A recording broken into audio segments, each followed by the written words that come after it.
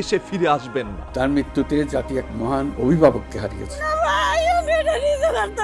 তবে রেখে গেলেন তার কষ্টের স্মৃতিগুলো, তারা জবরদস্তি ধাক্কা মেরে আমাকে বাড়ি থেকে বের করেছে, যেগুলো তার বিদায়ের চাইতে বেশি যন্ত্রণা দিবে মানুষের হৃদয়ে বারবার। আমার বাড়ির লোকজনকে কিছু খেতে পর্যন্ত দেয়নি। আজ সেই অন্যায়কারীদের জেলটি শূন্য, তবে সেই শিকলগুলো এখনো বিচার চাইছে। কার কাছে আমি বিচার চাইবো? অনেকেই বলছেন এই আপসহীন দেশনেত্রী নভেম্বর মাসের 29 তারিখে দুনিয়া ত্যাগ করেন। তারেক রহমানের সকল আনুষ্ঠানিকতা শেষ হয়েছে, এখন শেষ আনুষ্ঠানিকতাটা ঘোষণা আসবে, সেটা হচ্ছে খালেদা জিয়া মারা গেছে। আজ যেন কিছু মানুষের ঝড়ে বকমল্ল আর ফকিরের কেরামতি বাল্য বলেই আমরা বিশ্বাস করে নিতে বাধ্য হচ্ছি খালেদা জিয়া মারা গেছে। এই আপসহীন দেশনেত্রী সারাটি জীবন দুঃখের সময় কাটিয়ে গেলেন। যে অবস্থা করেছে, সারাদিন আমি মানুষকে কিছু খেতে পর্যন্ত পারিনি। তবে সুসময় তিনি সবাইকে না বলেই হঠাৎ করে চলে গেলেন। আজকে সেই নেত্রী আমাদের মাঝে নেই।